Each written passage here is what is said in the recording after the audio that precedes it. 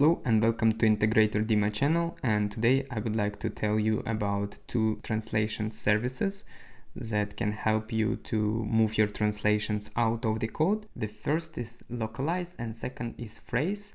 I worked with both of them for more than 1 year and want to tell you that for now it's just an engineer's opinion. Nobody paid me for this and I haven't used all the features they have, and I used them in different period of time. So currently I'm using Lokalise, before it was Phrase, so it's just my opinion and I would like to compare the benefits of each and disadvantages.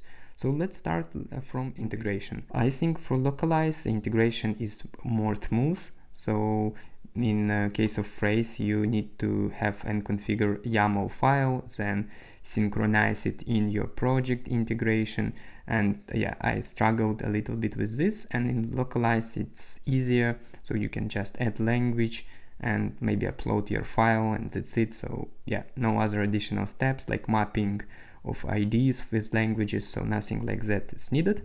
So moving on, I liked the UX more on the Lokalise side, so it's really straightforward, very clear, and I faced some issues with Phrase when I tried to work with multiple keys, and also when you log in periodically it log out you, and there are multiple cases, so you can see, and you need to choose which one you want to log in, so which is not really fast. And next, support works really well. I requested some help for both of them and they responded within 1 day and everything was clear, so yeah, thanks for that.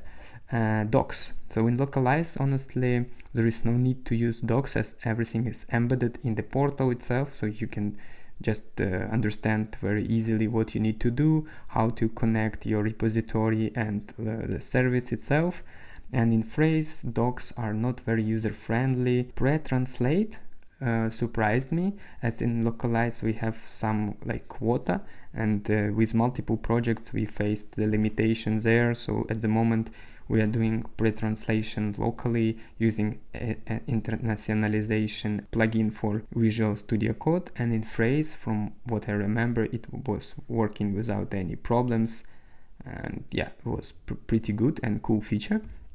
So sync with Git, I think it's similar to integration, but with Lokalise I've never faced any issues with my GitHub integration. In Phrase I used GitLab and there were some issues with tokens and webhooks. Still it works pretty stable, but from my personal point of view, I just forgot about that sync and it pushes to Git and created PRs without any problems.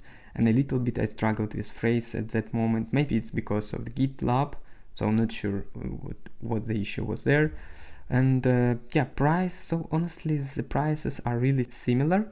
Let's jump here so you can see a lot of starter, team plan, business, also some plans for freelancers for Phrase. So this looks more straightforward for me, because with Lokalise you can see that we have also limitations about seats. This is something our team already faced and struggled with, so I would add a point to Phrase in this case. Hey guys, thanks a lot for watching. So please add your comments. What do you think about my comparison, what I have missed, or if you have worked with any other Lokalise providers and you can suggest that they are better, so please let me know in the comments. Like, subscribe, and see you in the next video. Bye.